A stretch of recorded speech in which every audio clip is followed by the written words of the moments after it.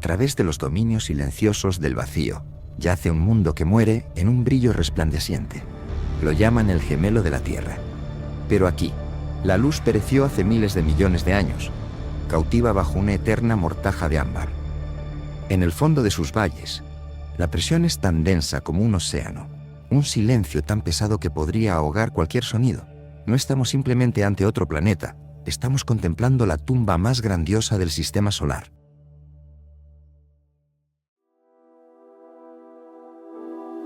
Venus parece una mentira. Desde la distancia, es de un marfil suave y silencioso, perfectamente inmóvil. Pero ese resplandor no proviene de nubes de agua, ni de nada que pueda albergar vida. En realidad, es el fulgor de la luz solar, reflejado violentamente por capas gruesas y letales de ácido sulfúrico. Mira debajo de ese exterior que parece una joya y no encontrarás un paraíso. Encontrarás un horno de presión y calor aplastantes, listo para devorar cualquier cosa que toque la superficie.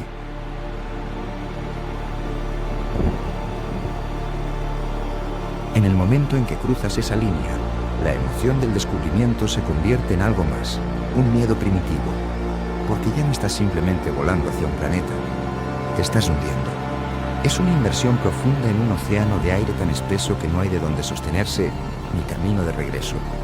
A medida que el velo blanco de arriba se desvanece, te das cuenta de que estás siendo consumido por algo vasto, sin nombre y mortalmente silencioso. Aquí es donde la luz fracasa. Cada longitud de onda azul, el color de nuestro cielo, el color de la esperanza, es asfixiada por la atmósfera. Lo que queda del sol es un ámbar turbio y sofocante que tiñe todo lo que toca. Has entrado en un mundo donde un día azul sencillamente no existe. Este es un reino de sombras amarillas, donde incluso el último fragmento de luz se siente como si estuviera en descomposición. En el fondo de la atmósfera venusiana, la línea entre el gas y el líquido simplemente se desvanece. Con una presión 90 veces mayor que la de la Tierra, el dióxido de carbono es forzado a un estado llamado fluido supercrítico. Esto no es aire tal como lo conocemos. Es una sopa de materia espesa y pesada, tan densa que de hecho podría mantenerte a flote. Al estar de pie aquí, no solo estás soportando presión. Estás de pie en el fondo de un océano de gas licuado, donde cada movimiento es una lucha contra la enorme resistencia de fricción de un mundo demasiado saturado de moléculas.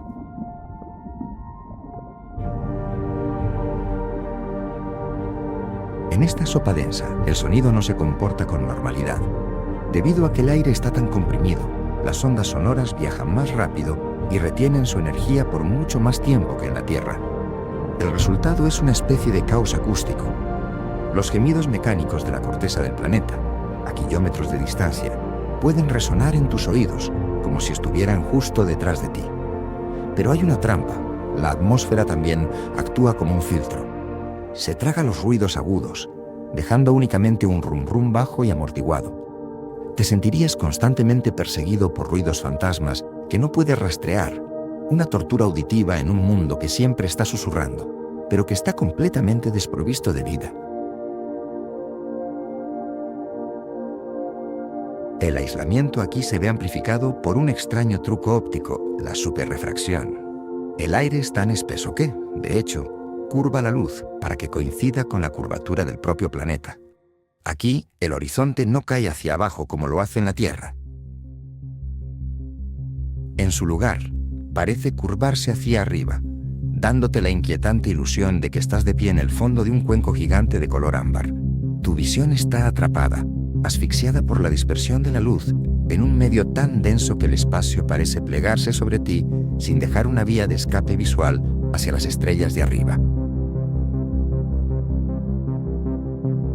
Aquí tienes la traducción de este fragmento al español, manteniendo la tensión dramática y la precisión científica sobre la naturaleza invasiva del fluido. En ese estado supercrítico que mencionamos, la atmósfera de Venus no solo aplasta las ondas Venera, encuentra la manera de filtrarse en su interior. Con su densidad extrema, este híbrido entre gas y líquido se arrastra a través de las fisuras microscópicas más diminutas de los cascos de titanio, arrastrando un calor letal directamente al núcleo de la nave. Estas sondas no solo están luchando contra el calor, están siendo sitiadas por una sustancia con la fuerza de un líquido, pero con el poder de invasión de un gas. Es una invasión silenciosa y molecular, una que deja cualquier capa de armadura completamente inútil. Piensa en esos 127 minutos, el récord de supervivencia establecido por la Venera 13. Esos son 127 minutos de maquinaria gritando bajo la tensión, en un mundo donde el plomo y el zinc ya se han vuelto líquidos. Cada imagen enviada de regreso a la Tierra fue un milagro de desafío. Pero cuando las últimas soldaduras se derritieron y los circuitos finalmente se partieron, la sonda no solo murió, fue asimilada. Inmediatamente, la línea entre la ingeniería de alta tecnología y una roca sin vida se desvaneció. La nave se convirtió en parte de la geología venusiana, un trozo de metal retorcido, reclamado por la presión de un océano de aire.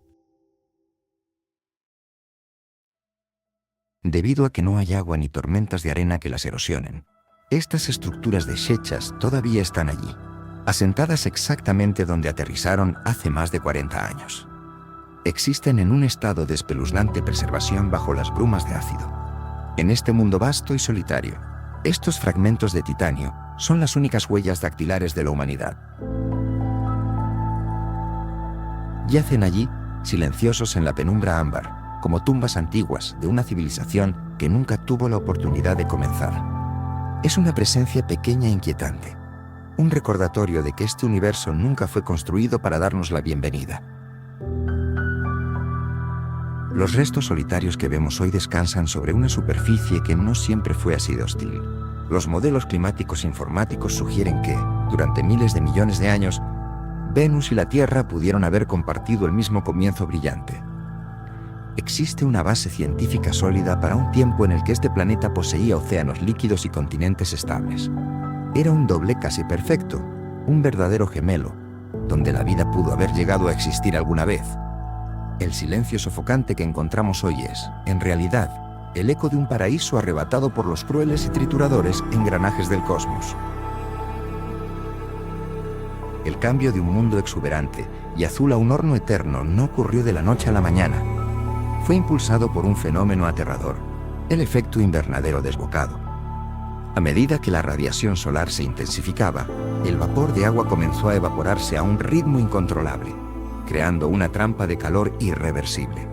Los océanos se evaporaron por completo hasta hervir, y las rocas de carbonato recalentadas sangraron su dióxido de carbono hacia el cielo, forjando la atmósfera supercrítica que vimos antes. Esta es la prueba definitiva de un sistema climático que cruzó el punto de no retorno, un lugar donde las leyes de la física tomaron el control para desmantelar un mundo. El aislamiento de esas ondas Venera, que yacen en un cementerio de basalto, la más que un simple capítulo de la historia espacial, es un espejo. Cuando miramos hacia esos horizontes turbios y ambarinos y sentimos el peso aplastante de Venus, no solo estamos observando otro planeta, estamos siendo testigos de un futuro posible para la Tierra, en caso de que nuestro propio y frágil equilibrio llegara a romperse alguna vez.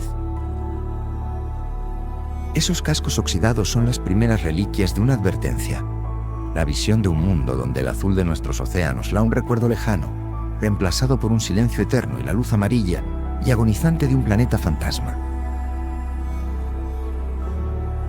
Después de todos nuestros intentos por penetrar sus secretos, nos encontramos con una verdad silenciosa.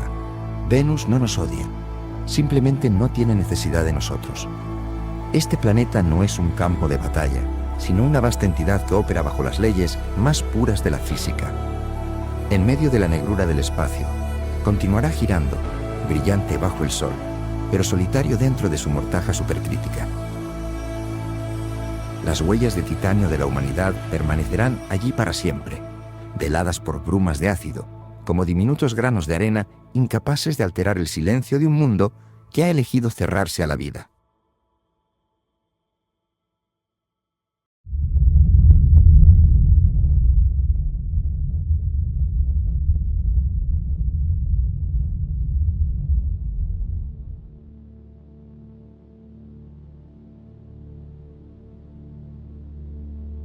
el planeta más brillante de nuestro cielo nocturno es, en realidad, la mentira más perfecta del universo. Durante décadas, se creyó que el velo de niebla eterna que cubría Venus ocultaba una segunda Tierra, un paraíso exuberante, intacto y jamás pisado por seres humanos. Esta gran ilusión desencadenó uno de los capítulos más oscuros de la era espacial. Mientras Estados Unidos celebraba su victoria en la Luna, la Unión Soviética desarrolló una obsesión casi frenética con nuestro vecino planetario.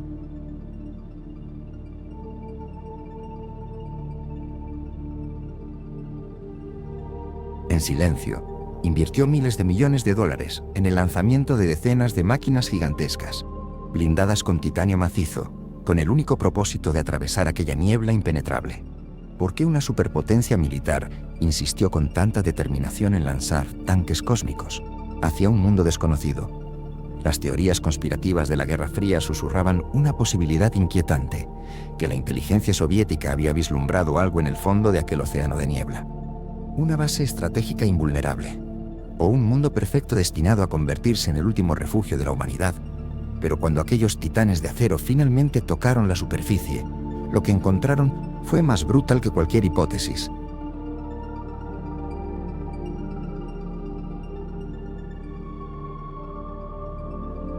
Para atravesar aquel manto de niebla, la Unión Soviética sabía que no podía enviar satélites frágiles. Forjaron auténticos tanques cósmicos.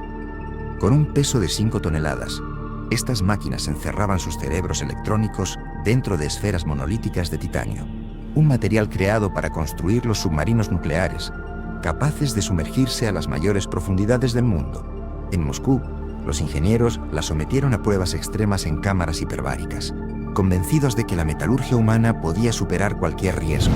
Pero estaban equivocados. La atmósfera de Venus no es un problema que pueda resolverse, es una cámara de ejecución física. El orgullo metálico de los soviéticos era, en realidad, poco más que un juguete a punto de ser destrozado por la naturaleza.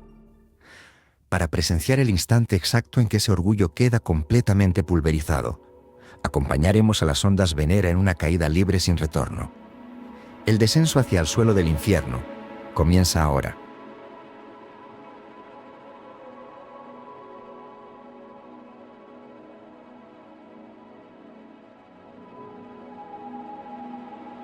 La Unión Soviética emprendió esta exploración con la inocencia de quienes jamás habían conocido el infierno. Las 3 primeras misiones, Venera 1,2 y 3, ni siquiera llegaron a vislumbrar a su enemigo. Fueron cocinadas por fallos térmicos, se perdieron en el vacío o quedaron en silencio antes siquiera de atravesar la atmósfera superior. Venus rechazó a todos los visitantes frágiles. No fue hasta 1967 cuando Venera 4 hizo historia al prepararse para descender a través de la neblina amarillenta. A una altitud de 50 kilómetros, las primeras señales transmitieron un destello de falsa esperanza. El entorno en aquella capa de nubes parecía templado, con una presión y una temperatura comparables a las de un cálido día en la Tierra. Pero aquel era el engaño más sádico de la naturaleza. Este velo turbio, de decenas de kilómetros de espesor, estaba completamente desprovisto de agua. Estaba formado por ácido sulfúrico concentrado, un líquido corrosivo con la misma capacidad para devorar metales que el ácido de una batería. La crueldad residía en la mecánica meteorológica del planeta. El cielo de Venus sí tiene lluvia, pero las leyes de la física la han convertido en una tortura interminable. Esos aguaceros de ácido jamás tienen permitido tocar el suelo.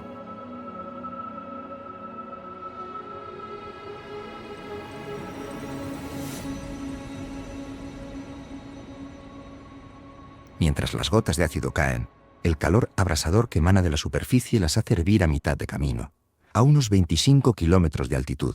El ácido se evapora y vuelve a ascender, creando un ciclo químico perpetuo suspendido en el cielo.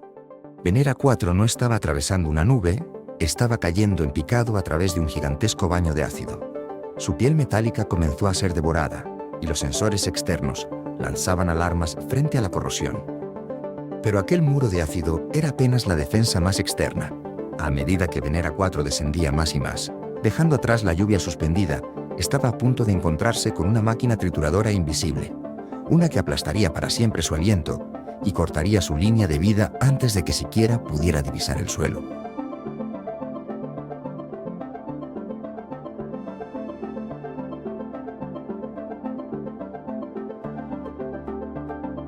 Más allá de la lluvia ácida suspendida, la sonda continúa su descenso hacia la oscuridad.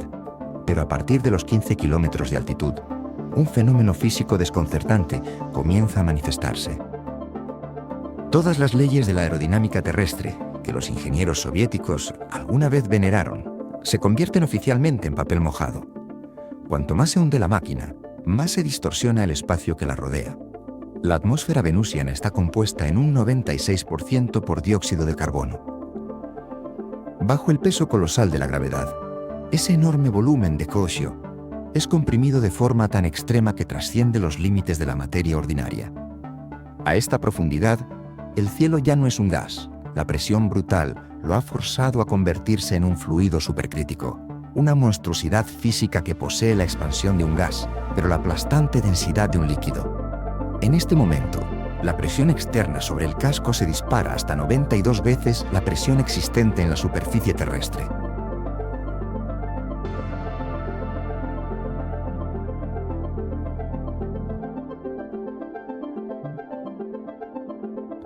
Para visualizar semejante brutalidad, la fuerza que aplasta la carcasa de titanio equivale a estar sumergido a 1 kilómetro de profundidad en el Océano Pacífico sin una cámara de presión. No se puede utilizar un paracaídas para aterrizar en un entorno así. Cuando las primeras generaciones de las Venera intentaron desplegar sus paracaídas, descubrieron una verdad aterradora: no estaban cayendo. A través del aire, estaban hundiéndose lentamente en un océano invisible. La resistencia era tan densa que el descenso se convirtió en una agonizante deriva. Como consecuencia, aquellos orgullosos cascos fueron deformados y aplastados como latas vacías por la presión atmosférica, muriendo en pleno descenso antes siquiera de alcanzar a ver el suelo.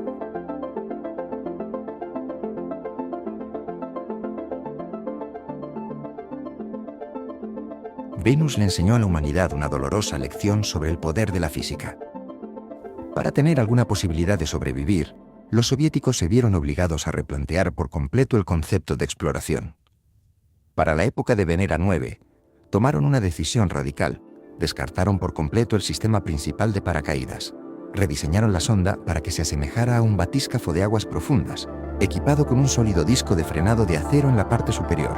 Este disco no generaba sustentación para volar. Funcionaba como un ancla aerodinámica, aprovechando la propia densidad de la atmósfera supercrítica para frenar el descenso y permitir que las 5 toneladas de metal se hundieran lentamente hasta el fondo del abismo.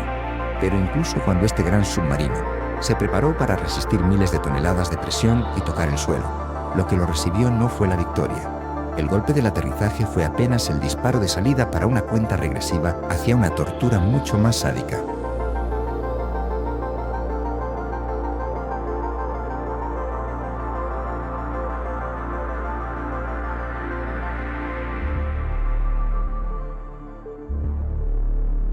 El submarino, de 5 toneladas, finalmente impacta contra la superficie fracturada de basalto. Pero el estruendo del metal al tocar el suelo no es una fanfarria de victoria. En Venus, un aterrizaje exitoso es simplemente el disparo de salida para una cuenta regresiva mortal. El casco de titanio, que alguna vez fue el orgullo de la Unión Soviética, ahora es oficialmente un prisionero en el fondo de un océano de CO. Mientras la presión aplastante lo estrangula desde el exterior, su final definitivo llegará a través de una tortura mucho más sádica. Este lugar es una trampa térmica, atrapada en unos asombrosos 475 grados Celsius. Todo se debe a una catástrofe física conocida como el efecto invernadero desbocado. La inmensa atmósfera actúa como una manta aislante perfecta. Permite que la radiación solar entre, pero se niega por completo a dejar escapar el calor.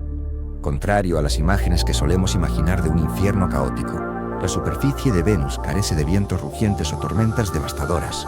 Su crueldad reside en una quietud espesa y sofocante, inmóvil bajo un calor capaz de fundir plomo, estaño y zinc. Cualquier máquina arrojada a este abismo terminará cocinándose de adentro hacia afuera. Pero los soviéticos se negaron a rendirse. En 1982, lanzaron a este pozo infernal su máquina más resistente hasta entonces, la sonda Venera 13.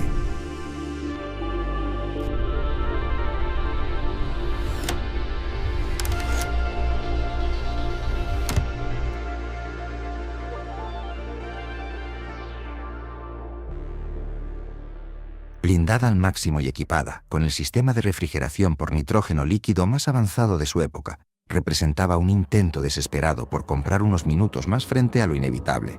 Pero ante la brutalidad de la naturaleza, la preparación humana resultó trágicamente insuficiente. Aquel gran tanque cósmico logró sobrevivir exactamente 127 minutos. Durante esos 127 minutos de agonía terminal, justo antes de que el calor cocinara las placas de circuito, hasta convertirlas en una sopa metálica y la presión sellara para siempre la lente de la cámara, Venera 13 consiguió abrir los ojos y transmitir imágenes históricas en color.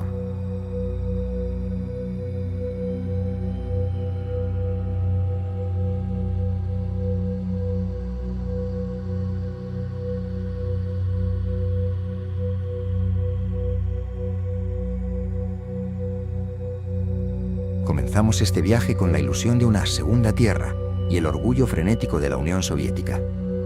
Pero al final, lo que trajimos de regreso no fue la gloria de una conquista.